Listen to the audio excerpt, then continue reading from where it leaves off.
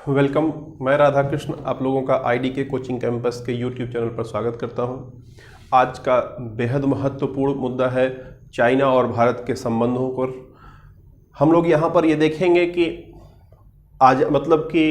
भारत की आज़ादी और चाइना के फॉर्मेशन से लेकर के अब तक क्या स्थितियां रही हैं, कैसे कैसे जो रिश्ते हैं वो बदलते रहे हैं, पूरा शुरुआत से पढ़ेंगे और अंत में ये देखेंगे कि जो सिस्टम है हमारे देश में, जो हम लोग बाइकॉट मूवमेंट कर रहे हैं, उसका क्या असर पड़ेगा, क्या वो संभव हो पाएगा या नहीं संभव हो पाएगा, या भारत को करना क्या चाहिए वर्तमान समय में। इन सारी चीज़ों के बारे में हम लोग जानकारी हासिल करेंगे।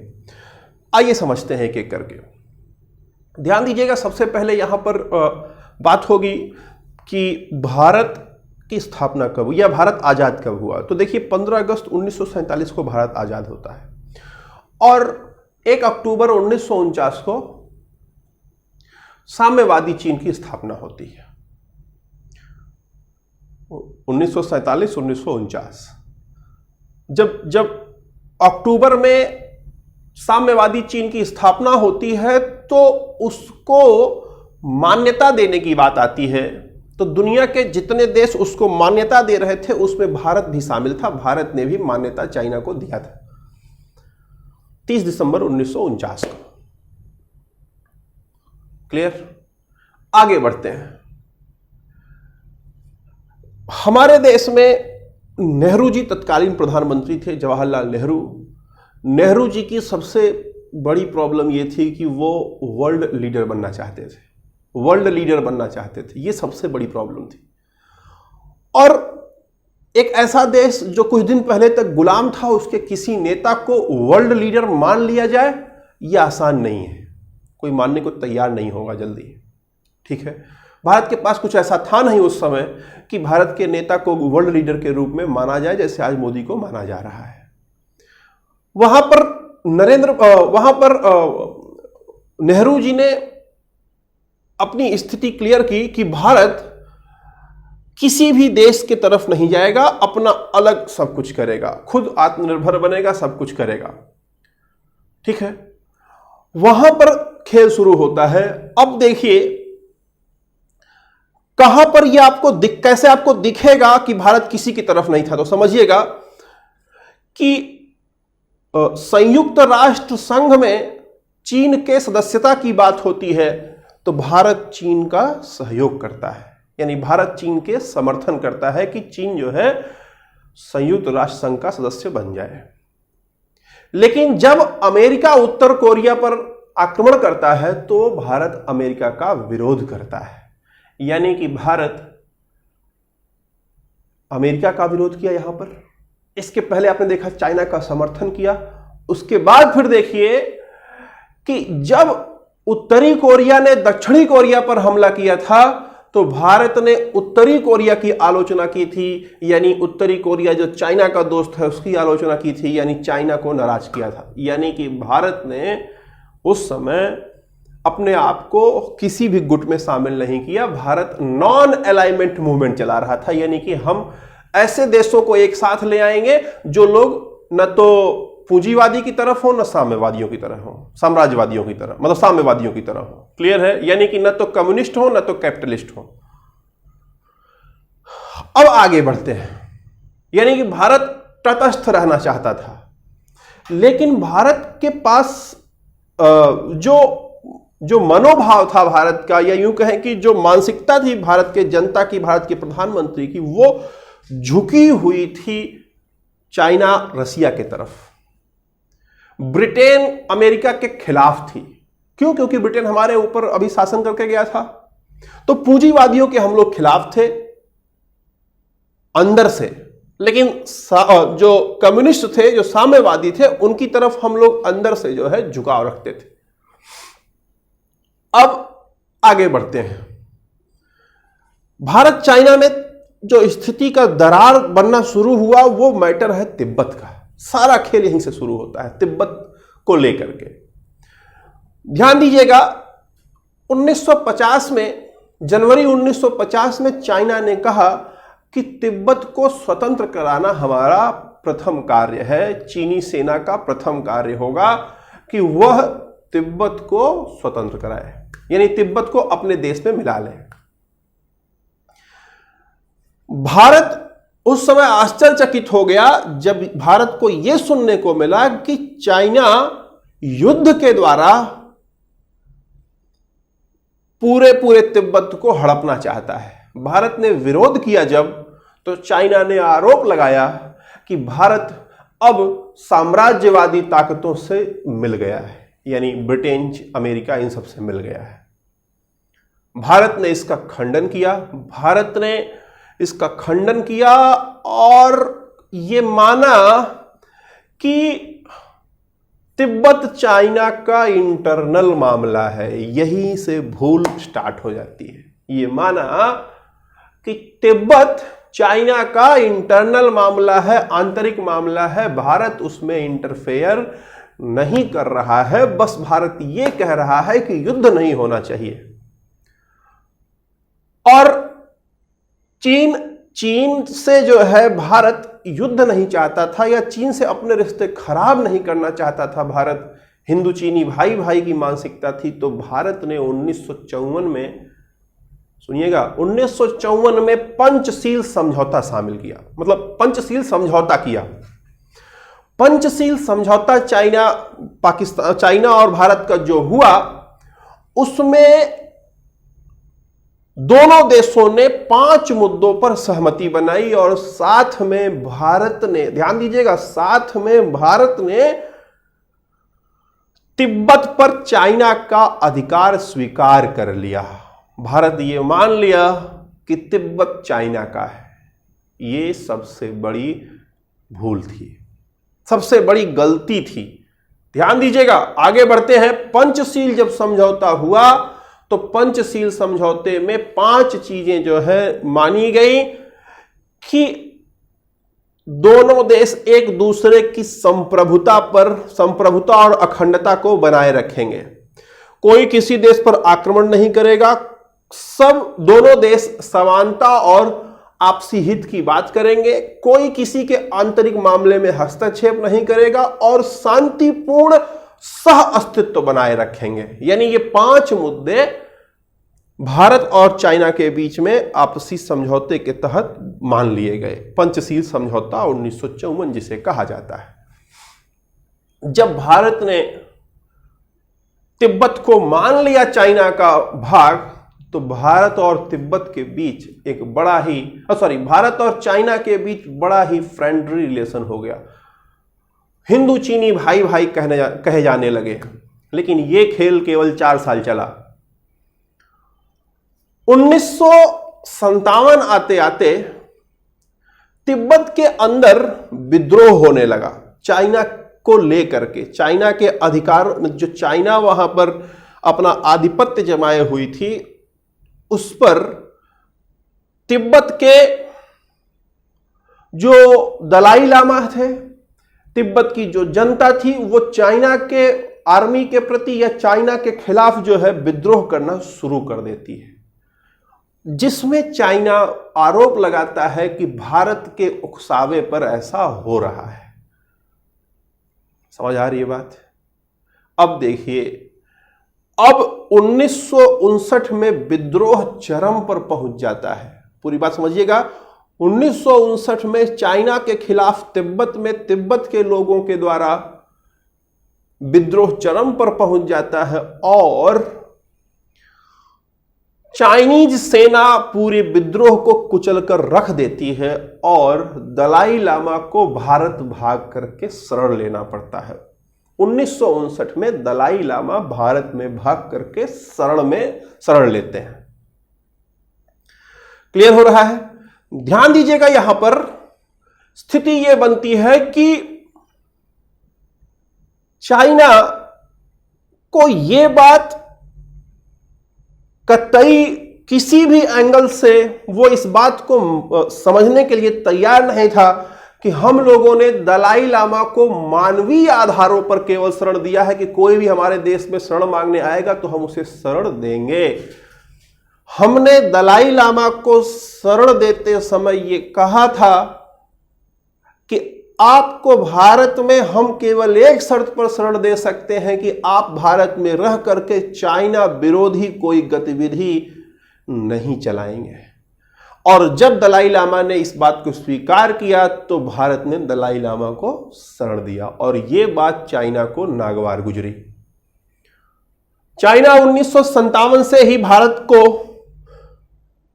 विद्रोह को उकसाने का आरोप लगा रहा था। फलस्वरूप 1958 में 1958 में चीन की एक मैगजीन, नाम उसका सुन लीजिएगा, नाम उसका चीन पिक्टोरियल याद रखिएगा, सबसे पहली ऐसी मैगजीन है जिसने ये घोषित किया कि भारत का भूभाग अक्साई चीन और अरुणाचल प्रदेश चाइना का है। चाइना यह बताना चाहता था कि अगर तिब्बत के लोगों का साथ दोगे तो हम तुम्हारी जमीन कब्जा कर लेंगे। अब यहीं से रिश्ते जो है खराब होना शुरू होते हैं। विद्रोह को कुचलते समय चाइनीज सेना भारतीय सेना तक आके खड़ी हो गई, यानी कि अब बॉर्डर जो था चाइना और भारत, जो तिब्बत का बॉर्डर था वो चाइना का बॉर्डर हो गया और अब भारतीय सेनाएं आमने सामने हो गई। स्थितियां और गंभीर होती गई। डिटेल में नहीं जाएंगे, यहां पर समय उतना नहीं है। 1962 का युद्ध होता है, भारत हार जाता है। कोलंबो की संधि होती है। कोलंबो की संधि में कुछ निर्णय लिए जाते हैं, उस पर भी यहां चर्चा भी नहीं कर सकते हम लोग। युद्ध में हम लोग हार गए थे, बुरी तरीके से परास्त हुए थे। फिर उसके बाद ध्यान दीजिएगा कि पाकिस्तान से हमारा युद्ध होता है। पाकिस्तान से जब युद्ध होता है 1965 में, तो पाकिस्तान को सहयोग देने के लिए चाइना ने क्या किया, कहा भारत को कि सिक्किम के पास जो भी सेना है उसको 3 दिन के पीछे हटा, 3 दिन के अंदर वापस कर लो, पीछे हटा लो, नहीं तो हम आक्रमण करेंगे। सिक्किम के पास जो सेना थी वो हमारे अपने देश में सेना थी, जबकि चाइना मानता था कि वो सेनाएं सिक्किम में खड़ी हैं। भारत बोला कि नहीं, वो सेनाएं हमारे देश में है, जबकि सिक्किम उस समय भारत का भाग नहीं था। क्लियर है? तो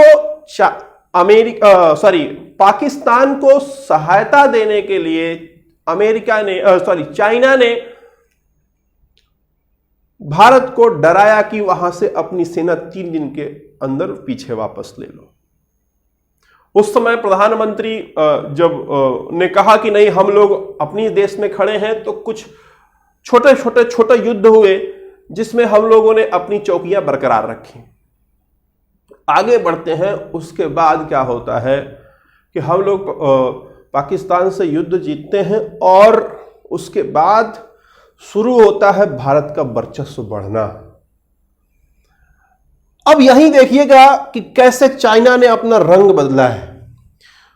इंदिरा गांधी प्रधानमंत्री बनती हैं और यहीं से खेल बदल जाता है पूरा। इंदिरा गांधी प्रधानमंत्री बनती हैं और नाथुला में चाइना के लोग आक्रमण करते हैं। भारत ने उस युद्ध में, नाथुला में जो युद्ध हुआ, उसमें चाइनीज को खदेड़ के मारा, यानी कि उनको, हमारे 100 लोग मरे थे, उनके करीब 400 लोग मर गए थे। उसमें हमारी विजय हुई थी। यानी कि 1962 में जो हम लोग युद्ध हार गए थे, 1967 आते आते हम लोगों ने मनोवैज्ञानिक बढ़त हासिल कर ली थी चाइना के ऊपर। चाइना को यह बात समझ आ गया था कि भारत इतना कमजोर नहीं है कि उसको किसी तरीके से जो है हम दबा ले जाएंगे या कुछ भी कर ले जाएंगे। चाइना लगातार घुड़कियां देता रहा। भारत ने उसके घुड़कियों के बाद, उसके विरोध के बावजूद भी बांग्लादेश को अलग करा दिया। प्रधानमंत्री कौन थी? इंदिरा गांधी। चाइना नहीं चाहता था, चाइना पाकिस्तान को सब कुछ देने के लिए तैयार था, सब कुछ, लेकिन उसके बावजूद भी भारतीय सेना ने, या उस समय की जो हमारी राजनीतिक इच्छा शक्ति थी, उसके आगे सबको धराशायी होना पड़ा और बांग्लादेश अलग हो गया पाकिस्तान से, जो कि चाइना के लिए सबसे बड़ा जो है सेटबैक था एक तरह से। फिर उसके बाद क्या होता है 1974 में इंदिरा गांधी के ही समय में भारत ने पोखरण परीक्षण कर लिया, परमाणु परीक्षण। सबसे पहला परमाणु परीक्षण जो बहुत सफल नहीं था, इसलिए उसका नाम नहीं लिया जाता, लेकिन 1974 में ना चाहते हुए भी चाइना और लोगों देशों के द्वारा भारत ने कर लिया। प्रधानमंत्री कौन थी? इंदिरा गांधी। सिक्किम के पास भारतीय सेना को खड़े नहीं होने दिया जा रहा था, उस सिक्किम को पूरा भारत में मिला लिया गया। चाइना देखता का देखता रह गया।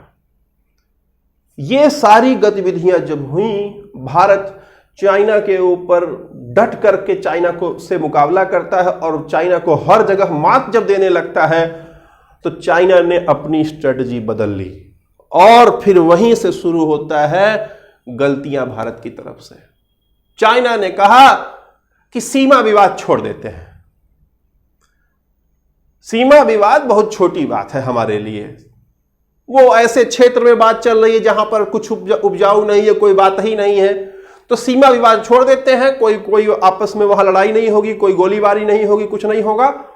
अन्य मामलों पर बात करते हैं, आर्थिक मामलों पर बात करते हैं, मिलकर आगे बढ़ते हैं। पूरे देश में, पूरी दुनिया में हम भारत और चाइना लोग, दोनों लोग मिल करके अपने आप को जो है सबसे आगे ले जाते हैं और भारत यहीं पर धोखा खाता है। भारत चीन की इस मानसिकता को समझ नहीं पाता है कि भारत के साथ आखिर में होने क्या वाला है।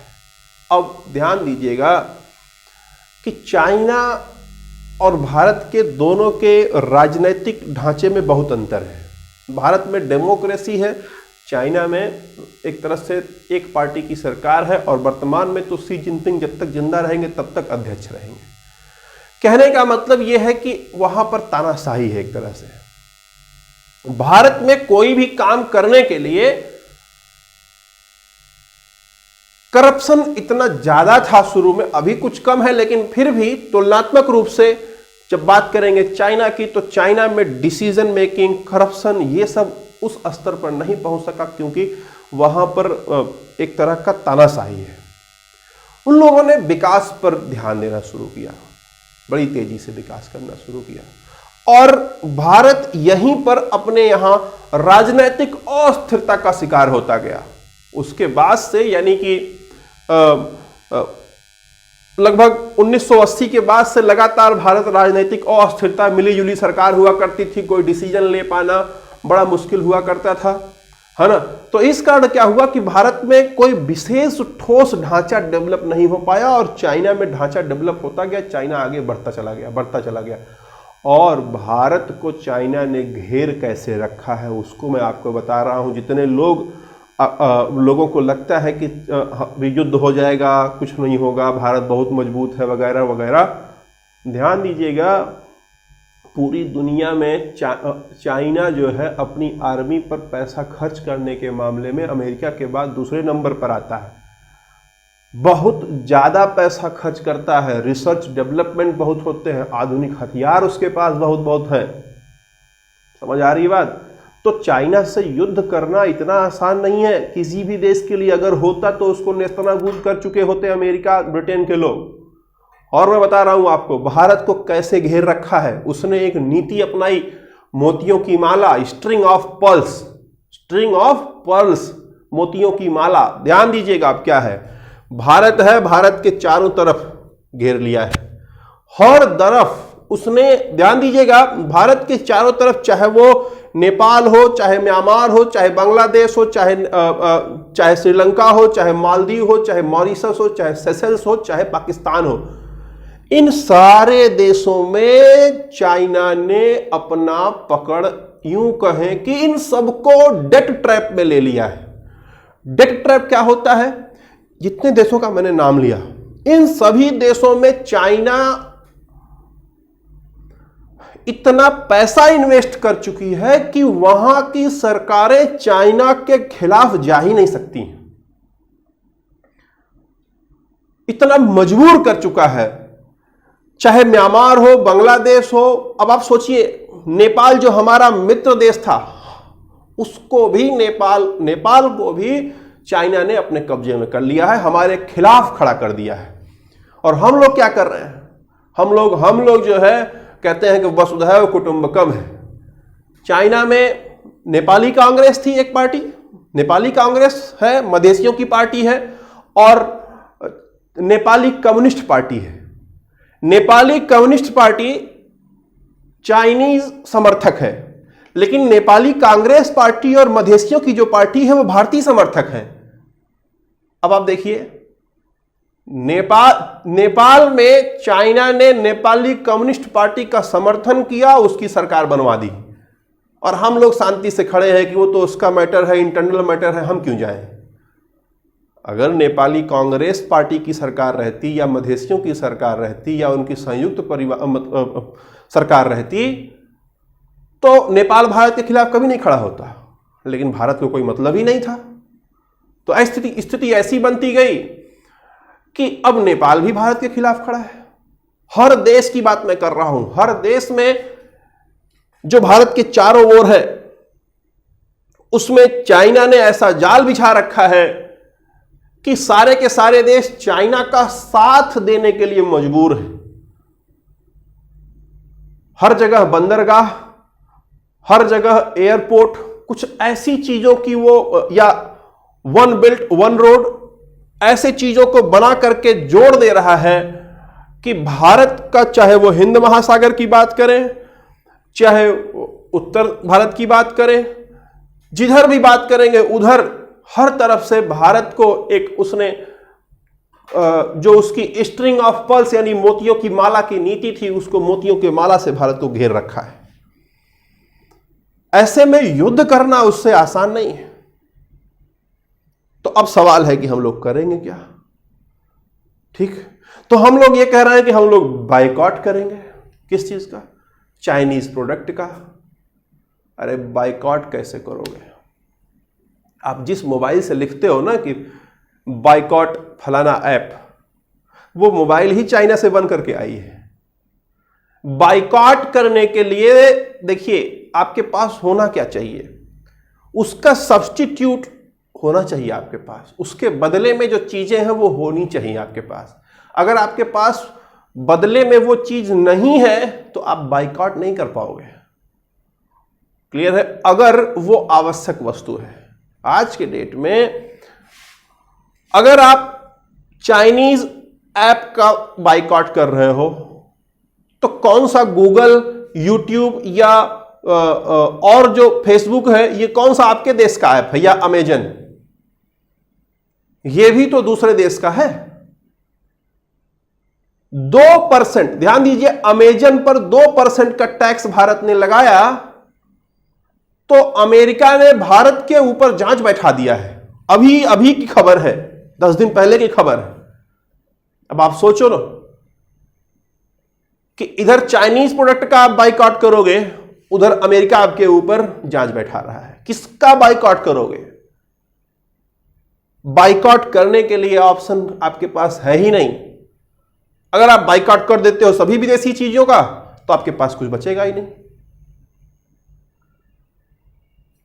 सरकार की नीतियां, वर्तमान सरकार की नीतियां, मैं आपको बता रहा हूं, पिछले एक साल में ई कॉमर्स में चाइना का 54 गुना इन्वेस्टमेंट हुआ। सोचो, 54 गुना इन्वेस्टमेंट हो गया है। सोचो, एक साल के अंदर ई कॉमर्स में।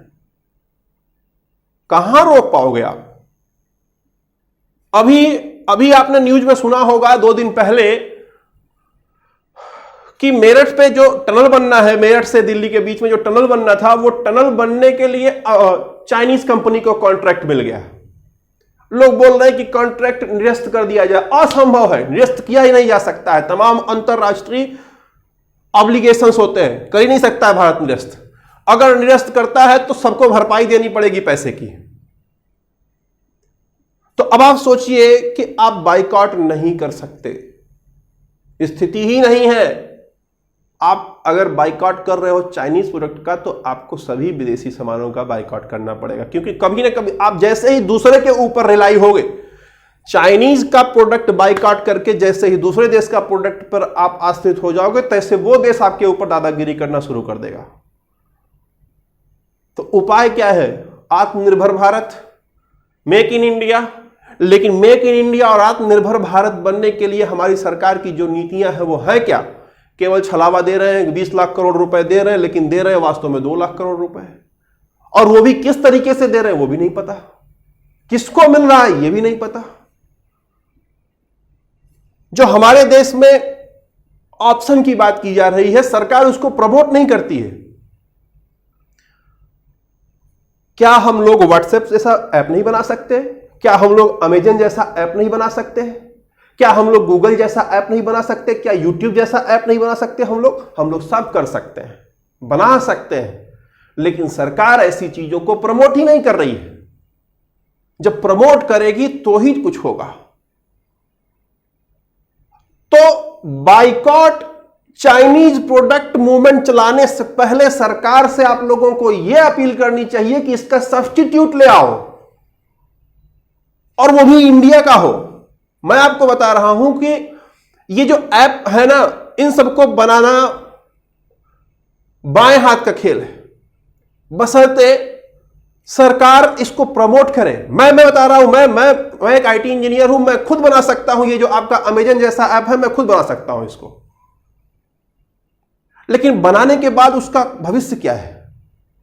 उसको सरकार प्रमोट करे तब तो कुछ ऐसा हो सकता है, अन्यथा नहीं हो सकता है। मेरे कहने का सिर्फ मतलब यह है कि जो बाइकॉट मूवमेंट चलाया जा रहा है उसका सब्स्टिट्यूट पहले भारत को धीरे धीरे बनाना पड़ेगा। बिना सब्स्टिट्यूट बनाए हुए हम बाइकॉट नहीं कर पाएंगे, पहली चीज। दूसरी चीज, भारत का जो एजुकेशन सिस्टम है उस पर ध्यान देना पड़ेगा। भारत के एजुकेशन सिस्टम में आप देखो, आप बचपन से 4 साल 3 साल के होते हैं, पढ़ना शुरू करते हैं, और तब से लेकर के आप 30 साल 31 साल 35 साल तक पढ़ते रहते हो। पढ़ने के बाद उस चीज का कोई इस्तेमाल नहीं होता है जो आप नौकरी पाते हो। अब आप सोचो कि आप जो पढ़ते आते हो उसके बाद जो काम करते हो, उस दोनों का कोई तारतम्यता ही नहीं है। आप पढ़ते हो math, reasoning, English, GS, Hindi, और जाते हो सिपाही बनते हो, उसका कोई यूज नहीं होता है वहां जाकर के। तो एजुकेशन सिस्टम में जब तक बदलाव नहीं आएगा, जब तक रिसर्च पर, डेवलपमेंट पर सरकार खर्चा नहीं करेगी, तब तक नई चीज बन नहीं पाएगी। और हमारी सरकारें क्या हैं? अपने में मस्त हैं। किस चीज में? सिर्फ सत्ता बचाने में, सिर्फ और सिर्फ ऐसे मूवमेंट चलाने में, पाकिस्तान मुर्दाबाद, फलाना मुर्दाबाद, सिर्फ ऐसा मूवमेंट चलाने में व्यस्त हैं जिससे कि कोई इकोनॉमी की बात ना करे, कोई पढ़ाई की बात ना करे, कोई रिसर्च की बात हो ही ना। जो सबसे बेसिक मुद्दे हैं उसकी बात करो आप लोग, कि कैसे रिसर्च किया जा सकता है, कैसे चीजें डेवलप की जा सकती हैं, कैसे अपना आधारभूत स्ट्रक्चर मेंटेन किया जा सकता है। जब वो मेंटेन होगा तब आप किसी का भी बाइकआउट कर सकते हो। पूरी दुनिया के जो भी हैं प्रोडक्ट, उनका आप बाइकआउट कर दोगे। क्यों? क्योंकि आपके पास उसका सब्स्टिट्यूट है। भले ही 2 पैसा महंगा पड़ेगा, फिर भी आप बाइकआउट कर सकते हो। लेकिन जब आपके पास है ही नहीं तो आप कहां से जो है बाइकआउट करोगे? उसके लिए सरकार को आगे आकर के मदद करनी पड़ेगी। उम्मीद करते हैं कि चीजें आपको समझ में आई हैं, और इसको आप लोग एक जो बाइकआउट चाइनीज प्रोडक्ट मूवमेंट चला रहे हैं, बदले में उसके आप ये चलाएं कि कुछ ऐसा करें कि भारत आत्मनिर्भर जो हो रहा है, या जो भारत की आत्मनिर्भर बनने की जो स्कीम लाई जा रही है, केवल कागजों में न रहे, वास्तव में हकीकत में वो जमीन पर उतरे। भारत में सब्स्टिट्यूट देने की बात की जाए, मतलब उसके बदले में क्या चीज ला रहे हैं हम चाइनीज ऐप या चाइनीज प्रोडक्ट अगर हम बदल रहे हैं, रोक रहे हैं, तो उसके बदले में हमारे पास क्या है। उम्मीद करते हैं कि चीजें आपको समझ में आई हैं। बने रहने के लिए धन्यवाद। कैसा क्लास लगा जरूर कमेंट करिएगा, और लोगों तक पहुंचाइएगा, जिससे कि लोग समझ पाएं कि आखिर में क्या कहानी हुई थी शुरू से लेकर के अंत तक। धन्यवाद।